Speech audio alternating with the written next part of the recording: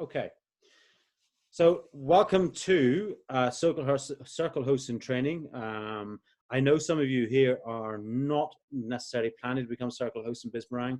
You're much more here for the whole general idea about community design. But community design is how we train our Circle hosts. So quite often I will refer to this on the way through throughout the lessons when we're talking about our own Circle hosts. So with that, before we start, I need to do a couple of prelims. First one is acknowledgements. A really big thank you to Gina Bianchini and the fantastic team at Mighty Networks, who are our software providers and actually partners in producing this community design format. A lot of the stuff that I'm going to take you through in here actually comes from Mighty Networks. And from those of you who attended the seminar, those of you who attended the seminar last week that we did in CBFH, one of the reasons why I couldn't share those slides is because an awful lot of the content actually comes from Mighty Networks. The second thing is then on the prelims is a couple of things. First off, let me just quickly tell you about the strategy, the 80% strategy we have with Circle Hosts. So somebody who's just joined, I think, has their microphone on mute. Yeah, Kevin, could you just put your mic for there? We go. Thanks very much. And welcome back, Kevin. So let me just tell you a little bit about the 80% strategy that we have with Circle Hosts. In general terms, the way we manage our circles within Bismarck is that essentially it belongs to the Circle host. And where, as far as monies are concerned, in general terms, we will collect the payments from members to those for members of that circle, and 80% of it goes walloping straight back to the host at the earliest possible convenience. So in general terms, we have an 80-20 split. Sometimes it's more than that, sometimes it's less than that. It depends entirely, really, or the detail depends on the circle and how it's been run and the involvement that we have in it and all that sort of stuff as well. The second thing is, is that actually what it doesn't say here is if you haven't downloaded the app or are using the Bismarck platform through your PC, then please do so. There is a major difference between the Bismarck Facebook group and the Bismarck app. They are two very, very different things. Facebook group is a Facebook group, and the Bismarck app is actually where all of this is being hosted and where the business is going forward. So if you want to get into the collaborative learning sessions with this and see the updates the following day with the video recordings and all that sort of stuff, you have to do it in the app. And so all of you will have the very fact that you're in this call right now. I know you have received an email from me that says, and it tells you there how to join the Bismarck app if you haven't done so already. Once you're in the app, please, please, please, please, please watch the training videos. They're 3 very short, when I say very short, they're about between 8 and 10 minutes long, and they actually show you how to use the app on your phone, but the principles of how to use the platform on your phone and on your desktop are very, very similar. And then the last thing then is join some circles. There are quite a few, in fact, most of the circles in there at the moment are still in a free mode. So please do just take a list through the circles and join a few and get to understand what the sort of content is going through there at any one time. I would highly recommend, there are 2 that you really should go for straight away. The first one is the Circle Leaders Circle. And I will send you an email invitation anyway to join that circle, because that is where we are going to do our collaborative learning. It's called the Circle Leaders Circle, or referred to sometimes as the CLC. And if you want to see an example of really, really good content, the word is microbiome. It's a circle called The Word is Microbiome. You've heard us go on about it before. I know you may not have any interest in your microbiome or your gut health and the relationship between your gut and your brain. But let me tell you, it is a really, really good circle. And it's, in terms of the quality of the content, etc., it's a really, really good example. I thoroughly recommend it. Would you agree, Alison? Fair enough. Okay. So why are we here? Who is this for? If you are asking yourself any one of these questions, how do I create a thriving community? How do I do it so that it's fun and not a lot of work for me? How do I do it so that this community I'm creating is worth charging for? What if I have an audience or an email list somewhere else? How do I get them to become an actual community? Because they're two very, very different things. What would it look like to move my community from Facebook? And what else could I be doing with my community if I took that step? And it's not just to do with the functionality in Facebook or the functionality within Bizmarang. There's a lot more to it as well. And what if I am starting from scratch? Can I actually pull this off? The vast majority of the content in here is actually designed and pointing at people who are in that state in the last one. You're starting from scratch, and can you actually pull this off? And you'll see, certainly when we get to the end of week 5, that you'll have a huge amount of confidence about the next step that you can take. Okay, so what are we going to learn? Over the next 5 weeks, we're going to do these 5 steps and a little bit more. So our first one is that what we're doing today, step 1, introduction to community design and defining your big purpose. After that, next week, we will look at a year in the life of your community and how you start your community design plan. In the third step, we will be completing that community design plan because there's a little bit more work in that and how you're going to do some planning your content going forward.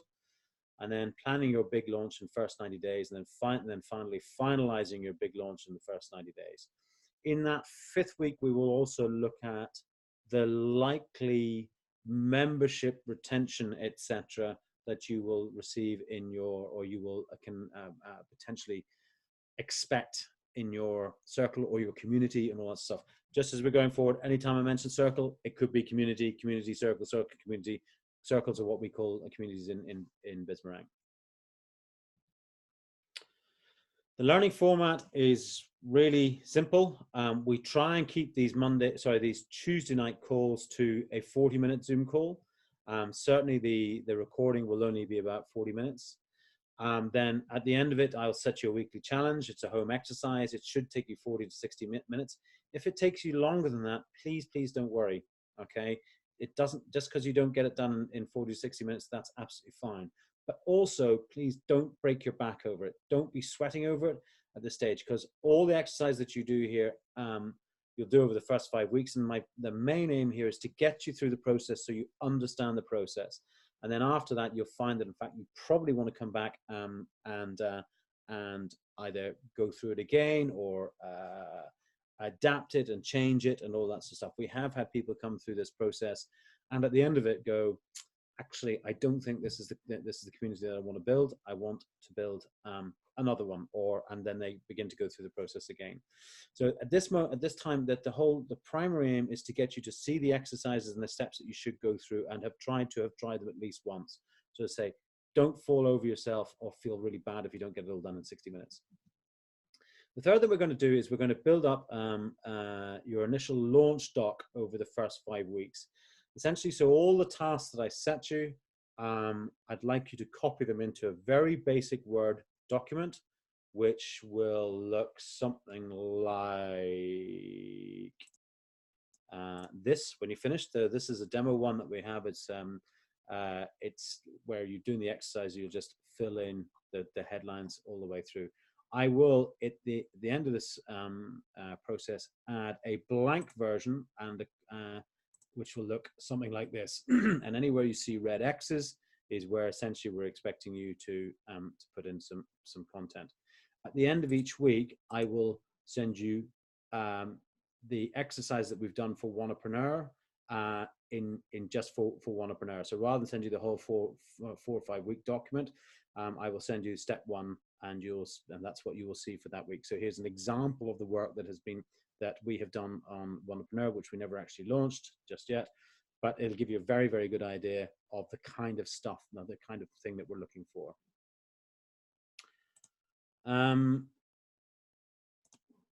So, and then the last thing is that this is a collaborative learning process. Mine and Alison's and the other circle hosts and Shane, of course, in this process are here to help you to to learn how to do this yourselves. It is not for us to sit here and dictate your circle or your community will look like this and you must do that, etc., etc. It's not. You are building your community and your circle the way that for your big purpose and what we need to what needs that community requires. But it's also learning from each other and taking ideas from each other. There's people, a lot of people in here who have got other experiences that they'd like to bring to things. So, for example, I have other marketing. My background is in marketing strategy, etc. There are other things that where Eve might want to bring can provide some advice on the virtual assistant side or whatever it may be. And also we conduct this whole collaborative learning where at the end of each week I will produce a post which has the document I just showed you on it. It'll have a copy of the recording, or if not this recording, another one very similar to it. It will have the slide deck from this, etc. And then we ask you to submit your work as in that circle for all of us to see and peer review and all that sort of stuff. And it's done in the Circle Leaders Circle, where there are about 20 other circle leaders in there as well, and circle hosts. And so they are very willing, because they've all been through this process as well, to give you their comments and thoughts and issues that they have encountered beforehand. Our primary advice, our primary thing that we try and do in our circles is not to give advice, but to recount experience for you to make up your own. As soon as somebody gives advice, it tends to cut the conversation short. So, right. So what is it that we are aiming to do in these courses? Our aim is for you and that you are going to design a community that is so good that it practically runs itself, and people will want to pay you for it. Okay? That it is so good that it practically runs itself and people want to pay you for it. That might sound at this outset as a bit of a challenge, and initially it can be, because you've got to get the preparation right. But actually you'll find after your first 90 days, if you've done that preparation properly, it begins to take on a life of its own. Successful communities all have some things in common. And I think, again, I mentioned this last week and in our live session in Belfast. The things that they share in common are the joy of being a part of something bigger than yourself, the joy of working towards a common goal, and the joy of building skills and getting better on a personal level. At no point does it say the joy of following a leader or the joy of following Guy Bucknell's content, or understanding exactly where Alison Matthews, what piece of software she'll recommend to you. This is about the community itself. You may be at the center of that community as a circle host or community leader or community host, but you are creating a joyful community where people are feeling part of something bigger than themselves. They are working towards a common goal, and they're building their personal skills at a personal level. It's not about you building personal skills and creating this following. So the power of your community comes from bringing people together to master something interesting together. In the same way as we were talking about our Circle Leader Circle, it is about all of us working together and getting to that achieving that end purpose that we have created communities, and then created another community of communities that is Bismarang in that Circle Leader Circle. So the power of your community comes from bringing people together to master something really interesting together. It is not therefore reposting your social posts. It is not therefore reposting your email campaigns or repurposing content marketing or just adding external links. It is not about the software and the features. Yes, we do use a lot of software. It allows us to create these communities virtually, but it is not the software that drives the communities. So when we were, for example, initially designing the Bismarck platform, we hadn't met Mighty Networks at that point, but also we did have, there was the team of three initially. There was Shane, there was myself, and another guy who was big into AI and like a very senior person in this part of the world about AI. Now, it turned out that in fact, actually, he got another job and went somewhere else. That was absolutely fine. But in some cases, in some ways, for Shane and I, it was a bit of a relief, because one of the things that did come out of our initial research was that this is not about the software. This is not about a algorithm determining what is good quality content in your circle or your community.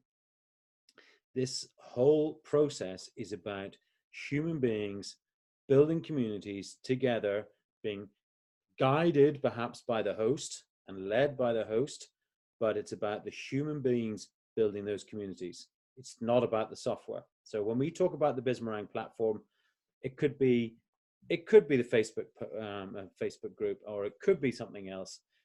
It just happens to be that the features on that software isn't good enough, but it's not really the software that is the issue. It is the communities themselves and how those hosts and leaders work together. This whole process that we're taking you through now, called community design, removes the grind of community building, and it replaces with the curiosity and the joy and the best kinds of surprises. And I've already talked about the joy. The curiosity and surprises will come. You'll understand as we go through where they're coming from. But the curiosity bit is extremely important, and the surprises come naturally. But when I say it comes back down to removes that grind, the grind is removed because actually the really interesting content is not the content that you produce. The really interesting content is actually the responses and the reactions and from the content that you and others within the community have produced themselves. Excuse me. Just actually, while I'm on that, when I talk about content, content doesn't necessarily have to be a major article or a question or a poll that you produce within the community or within your circle. Content is anytime anybody engages within that circle or within that community. So they'll post something themselves, or they'll comment on something, or they'll just hit the cheer button or the like button. That is all engaging content, and it is that human reaction, and that human understanding that actually is what is engaging for the members when it's with themselves. When they're engaging in that community, they feel as if they're a part of it, they're contributing, and they actually quite enjoy it. I'm sure it has something to do along the same lines as when you're trying to sell something. Lesson number one is you have two ears and one mouth. Actually, because when somebody is just talking or about themselves or talking about what they know about, they feel as if actually they actually really enjoy the process in general terms. People prefer to talk and contribute than they do to listen. You need to adjust your mindset if you're not there already, okay? You must be curious about what's going on. Again, this is not about Guy Bucknell being the font of all knowledge in this circle, or Eve or Turan. It's not about you saying, I have this huge piece of knowledge that I'm going to give I'm going to contribute to you, and you should feel lucky that you have it.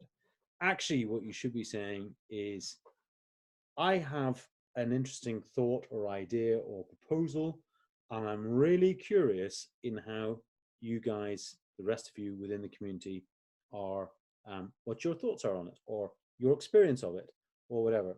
And so be curious as to what is going on within your community, what is making them, what is turning them on, what is turning them off, and why they think the way that they do think.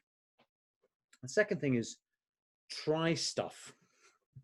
Sounds really simple, but also it is the last point there, as we say, seeking perfection is a major barrier.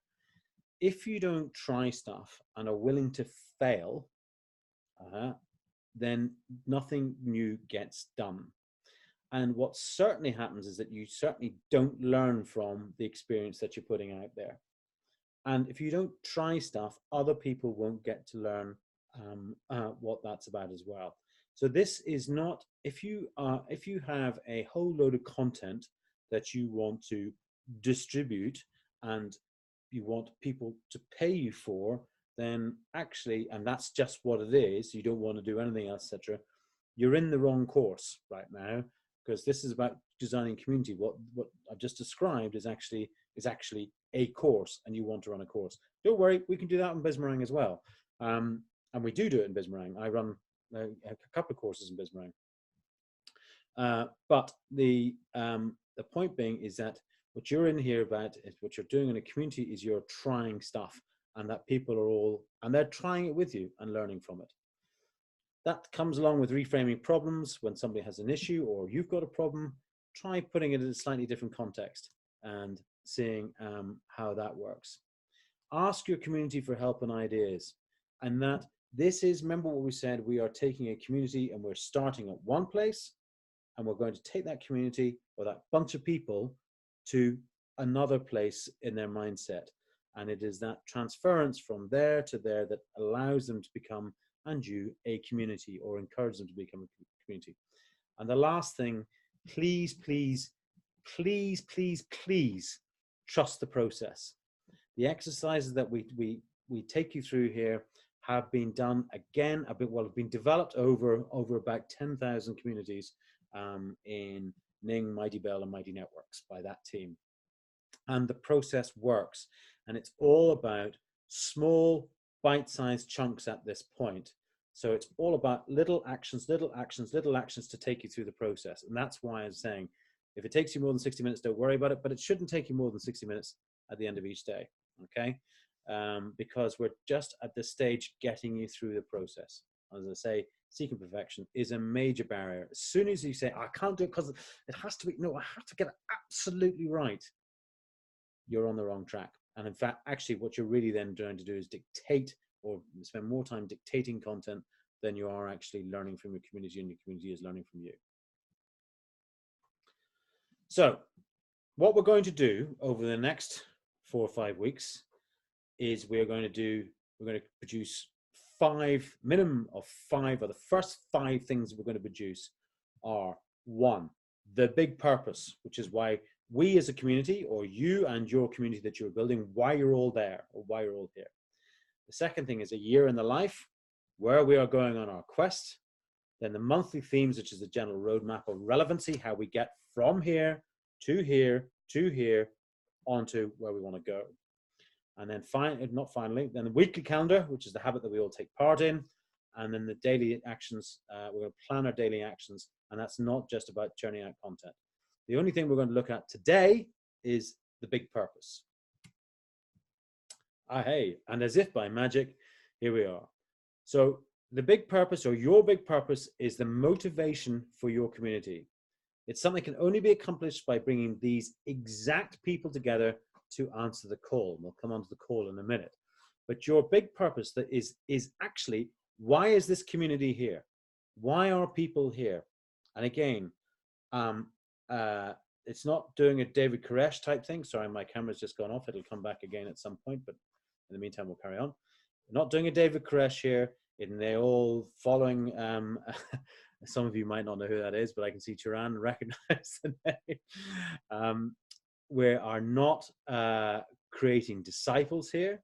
Then the motivation for your community is, what is it that they're all, this problem that they're all trying to solve, or the same problem that they all have at the same time.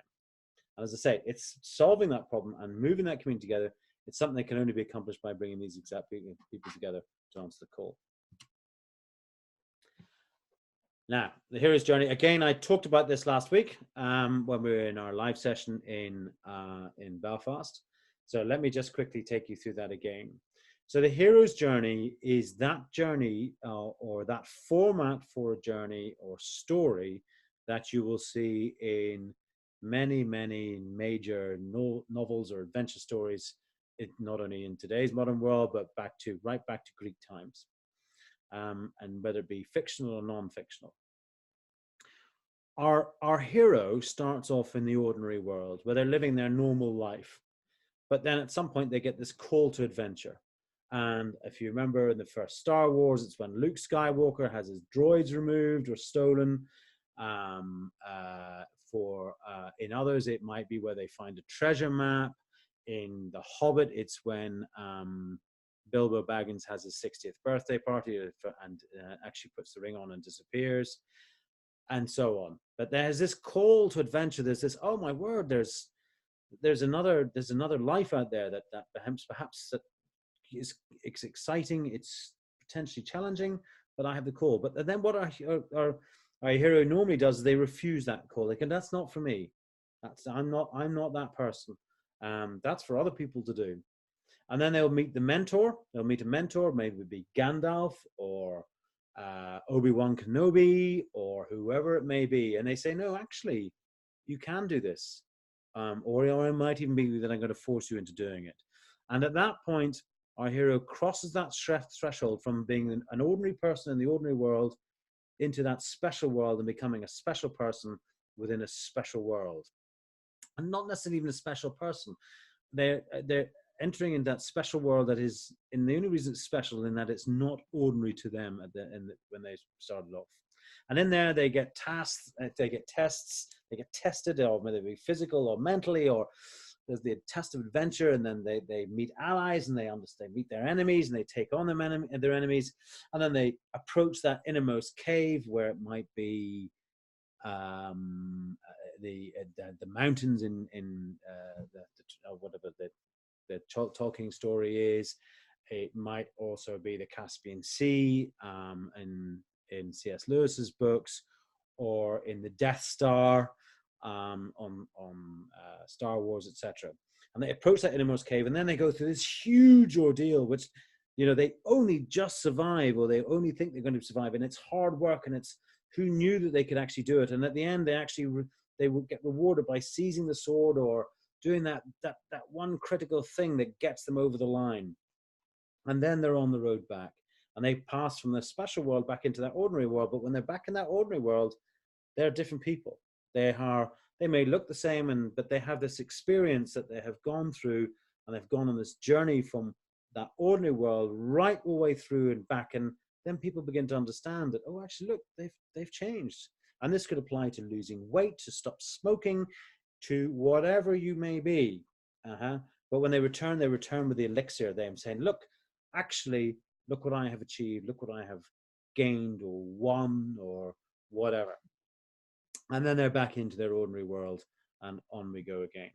And the reason why we talk about this is because it's not that we're saying that you are going to take your members on that hero's world, that hero's journey. Well, you are, but you're not going to, it's not as if you're saying, yes, we're going to conquer the universe or whatever. But the issues that you describe, or the issues that you find that binds your community together, will, for some people, be their ordinary world. And not having those issues, or being able to overcome those issues or achieve that purpose, means that actually they feel like they've gone through that special world, and they will come out the other side having in some way seriously improved themselves or their lives. So those best big purposes are specific. You the circle host, or you the community leader or the community design person, you can picture clearly the end state of how each of us will be better for taking on your particular quest. So you have to really define it. And when we'll come into this in week 5, a little bit more in a bit more detail, but you have to be really, really specific about, by joining my community, or by joining this community, together we are going to solve this problem. It's got to be exciting, fun, and challenging every step of the way. So it's not, what it can't be is drudgery or hard work. The community member mustn't feel as if, oh God, it's going to be, again, Turan will be able to talk more about this, but giving up smoking is, I smoked for 30 years, is like, oh, this is going to be difficult. This is going to be really hard. It's going to be fun. It's actually going to be, no, I'm going to give up smoking, and I'm going to be able to do this. I'm going to be able to do that. I'm going to be able to jump out of airplanes, or cycle 100 miles, or whatever it may be. It's going to be challenging, but it's going to be fun. The other thing, it's only achievable together. It won't be easy, but together we can do it. We can support each other. We can hold each other's hands. We can, metaphorically, but we can do this together. And finally, it's incredibly rewarding. And the rewards of this for achieving this purpose will make all the effort worthwhile. And don't underestimate how important small rewards are. It sounds like maybe, you know, big ones would be like giving up smoking or being able to help my autistic son or whatever it may be. But actually, if you have a problem or an issue that is really quite small that you haven't been able to solve for years, finding a way of solving it becomes extremely rewarding, and that it's something that's being issued, being at the back of your head, etc. So don't underestimate how important small rewards can be, or small things can, how rewarding small things can be. So some good examples of a big purpose. The very top one here is the one that we use ourselves. We're going to support, encourage, and define together the easiest, most effective way to grow a thriving community that is worth charging for in 2020. That's the one that we have for this circle. But you could be looking at something like we're going to support, encourage, and define together what it means to be a great freelance creative director for B2C startups. Or we're going to explore, prototype, and build together the fastest, most creative path for each of us to find our encore career after 50. Or we're going to define together the most exciting, least painful way we can take our young families on a year of travel around the world. And those are all actual examples of communities that are out there already. And it's those communities have those specific big purposes, and they are extremely successful. So whatever your big purpose is, it can be niched right down. Who knew that there was a community of nearly 1,000 people who are interested in taking their young families on a year of travel around the world? Who knew? But there are. So don't be afraid to niche down. So when you're defining your big purpose, you can go through an exercise. And that exercise is essentially 2 steps with 4 questions. I have 2 steps and 2 questions in each step. So in step 1 is basically starting with the basics. And you're going to ask yourself, you're going to write a statement that says, we are designing a community that we can bring together people who are, have, want, need, ... So we are designing a community so that we can bring together people who are, we, not ... So if I just go back a second, that ... might be to find together what it means to be a great freelance creative director for B2C startups, for example. Okay, so what I'd like you to do is you're going to write that statement. We are designing communities so that we can bring together people who have or want to give up smoking in 2020, or who want to learn more about ADHD in adults, or who want to whatever it may be. And then the second question is that so that each of us can then what? I.e., when we have brought these people together, what are we trying to achieve? Because when we've brought these people together, we're going this long period, or this long march. What are we going to get at the end of it? And then now add that excitement. So step number 2 is add just excitement in your own special sauce. If, and again, ask yourself, if I could wave a magic wand, what each person takes away from this community is, and that doesn't have to be immediately, it just needs to be at the end of the process, to the end of 12 months. At the end of 12 months, if I could wave a magic wand, what each person takes away from this community, actually, sorry, it does. If you could do it like that, what would it be? If I could solve all these problems, if I could make all these people happy tomorrow, what would that thing be? And finally, about yourself, I am the right mentor for this because, okay, I am the right mentor for this community of communities and circle hosts in this particular case, because I have gone through this process a couple of times. I am the right mentor for this because I'm a marketing strategist and I have launched lots of brands and lots of campaigns in the past, so I have a rough idea of what I'm doing. I am also, from a very early stage in my career, trained as a trainer of trainers. So for me, that's why I feel I'm the right mentor for this particular course. You will have your own reasons, your own experiences that you can bring to this, but tell yourself why you're the right mentor for this. So today is a day for you to define your big purpose. I'd like you to combine your answers into a sentence that you can use to get a reaction from potential community members. Ask yourself, once you have put that sentence together based on those 4 questions, is it specific enough? Is it exciting enough? Is it tough but achievable? Because if it's really easy, then we go, I'll do that myself. And would they want to join you in this quest? You don't have to go, what I was going to say straight away, you don't have to go and ask other people. But what I think you should do, and that in fact we're almost going to insist that you do, is then share your big purpose in a post with the topic of my big purpose in the Circle Leader Circle. Or you'll see that I will do a post this evening, which will be in the featured section, and in there it'll be a recording of this thing, and I'll say, please post your responses to or your big purpose in the comments below, etc.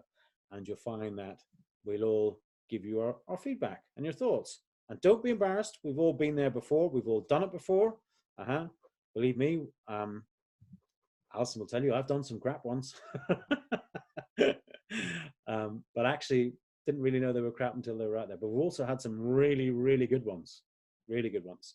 So don't worry about it. Put it out there, and let's get some feedback from it. Okay. So with that, are there any questions and comments? I'm going to, for the time being, just quickly stop the share.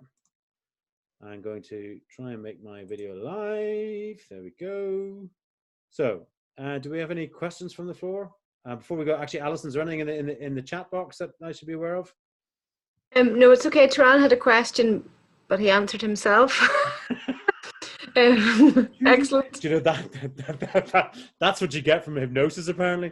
It is, yeah, it is. But it was a good question. So if anybody's go on, share it with us, Taran. Then go on. Yeah. No, it's just when I logged in, I saw the training videos that you recommended we watch. Yeah. And then I couldn't get back to it, but they're under discovery. So they'll be in the discovery, but also they should be in everybody's news feed. They are a featured post in your main news feed. And how do I see my news So feed? just when you just log into the app, and where all the posts appear.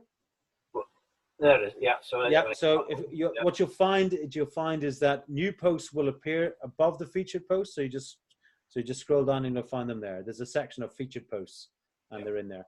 You can also go to the discovery section and find them there as well, of course. Good stuff. Okay. So the post that has this recording. Actually, I'm just going to stop the recording.